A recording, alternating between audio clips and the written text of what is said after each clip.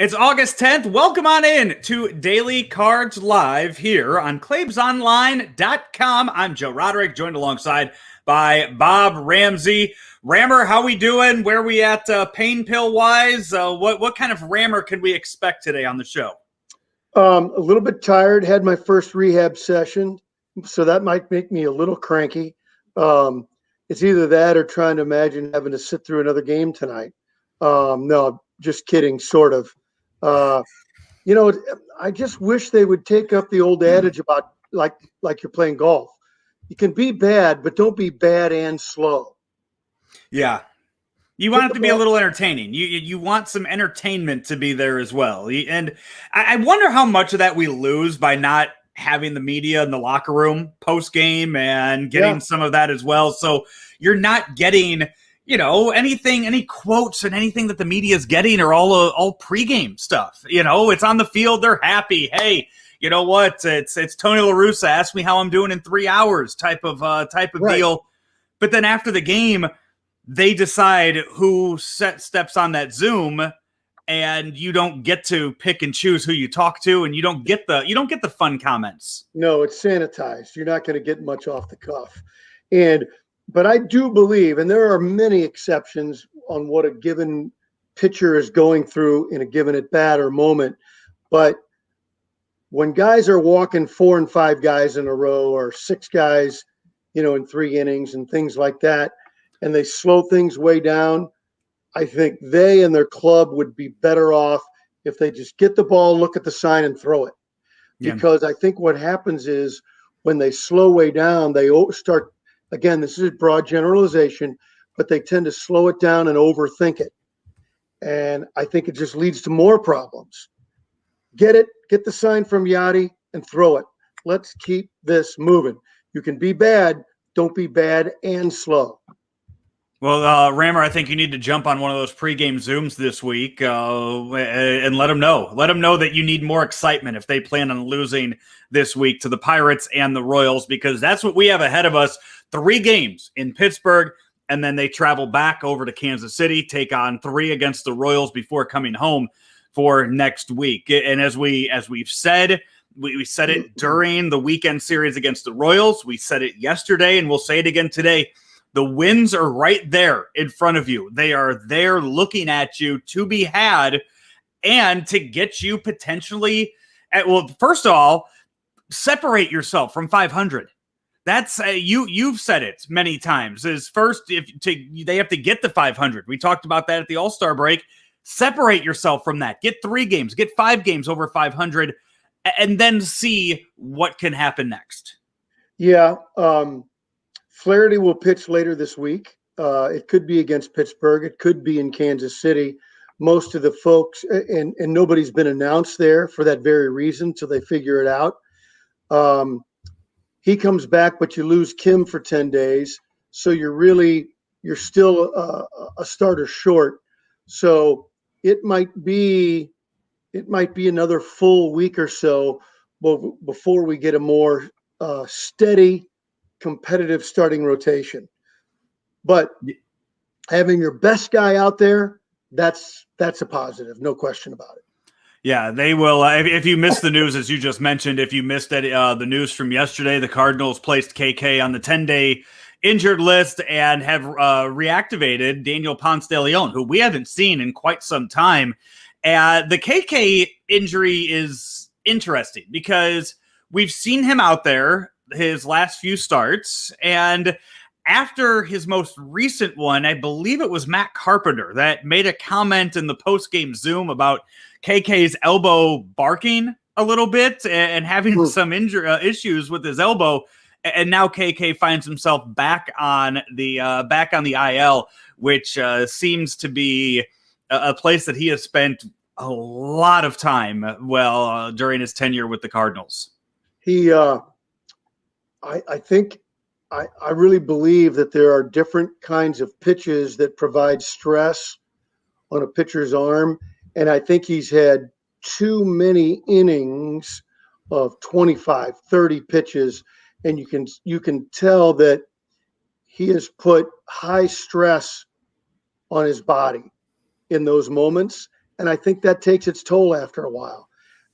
My hope is that whatever is bothering him will calm down and he can finish the season strong, but that remains to be seen.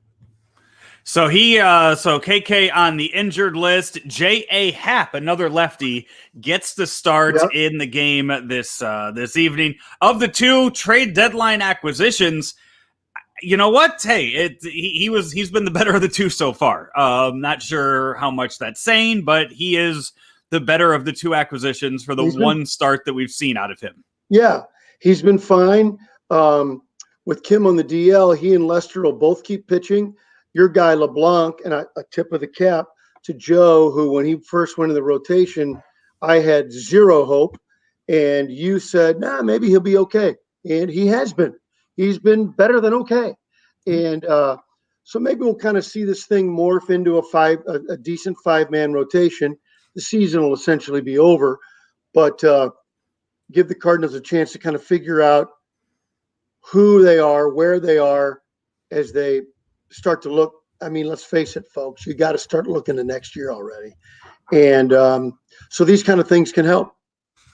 They will be going up against Steven Brault, the lefty for the Pirates, who on the season has only started one game so far. He 4 innings pitched in one game. Yes, in his career, he's been good against the Cardinals, though.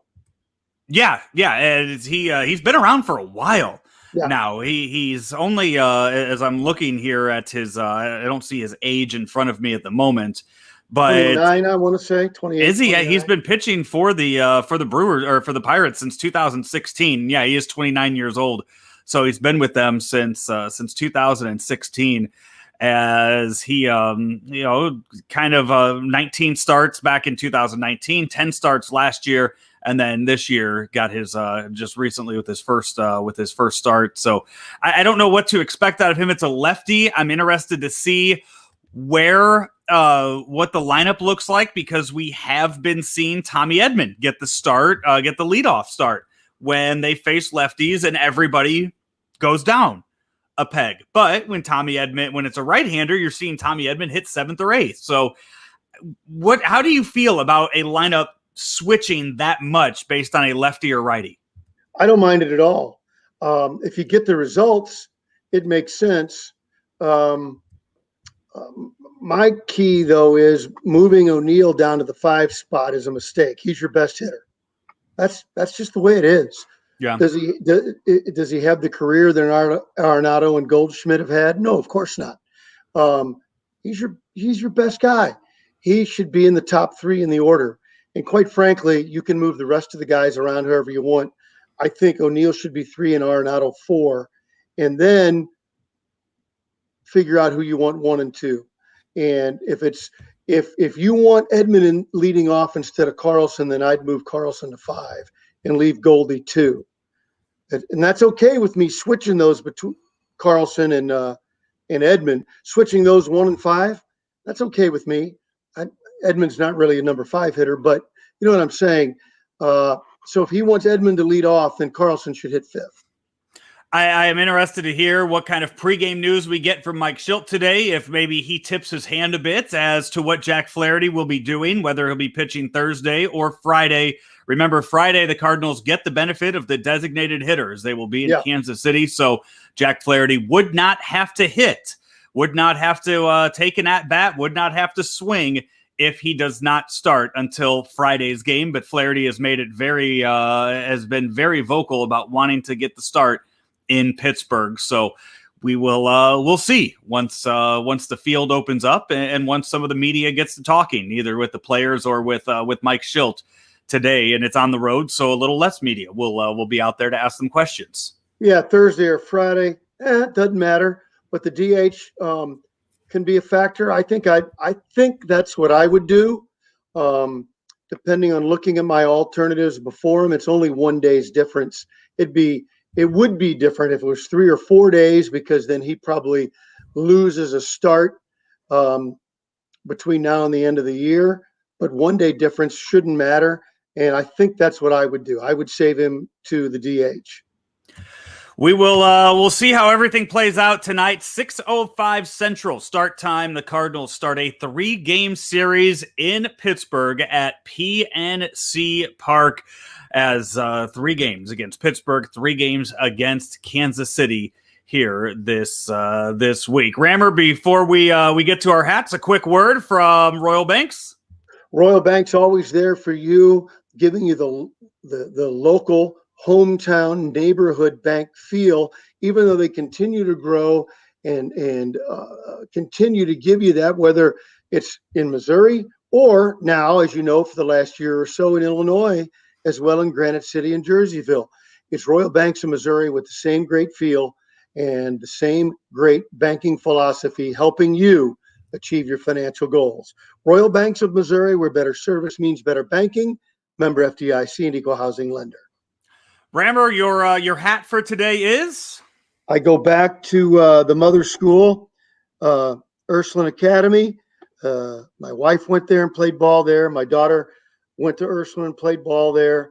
And so we're the Ursuline family. And this is the newer lid with the, it's on this side, the star for the soccer state championship this year. I'm going visor today, Rammer, as you can see, going Ole Miss with the visor. Lane Kiffin has been in the news a lot this week. He's down 30 pounds and he lost 30 pounds in the offseason and has been stressing the accountability of him to his other players.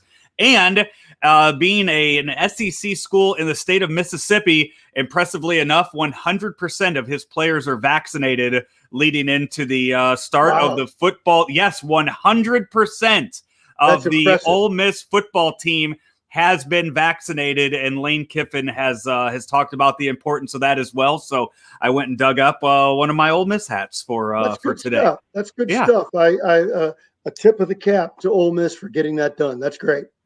Rammer, we will talk tomorrow, hopefully, about a Cardinals victory and hopefully about some Jack Flaherty stuff as well. I feel like you were optimistic today. I had somebody come up to me today and tell me that they listened to the podcast yesterday and talked about how I am always the optimistic one, how I enjoyed the 2 wins out of the 3 games this weekend, but how you were still upset with that and talked about the season being over. So, hey, they're listening. They know who we are, and that way, if there's a change up in there, we throw a change up. Be ready for it. He's Bob Ramsey. I'm Joe Roderick. This has been Daily Cards Live here on ClaibsOnline.com, presented by Mungenast, St. Louis Acura, and Royal Banks of Missouri. We'll talk to you tomorrow. St. Louis Acura is excited to announce the opening of our newly remodeled service lounge. We sell pre-owned vehicles of all makes and models and take pride in servicing what we sell. We offer free pickup and delivery service and a complimentary car wash and vacuum with every service. We also have a full-service reconditioning shop on site that can repair dents, bumpers, and wheels. As the nation's only 29-time Acura Precision Team winner for customer satisfaction, we work every day to make St. Louis Acura better than ever for you.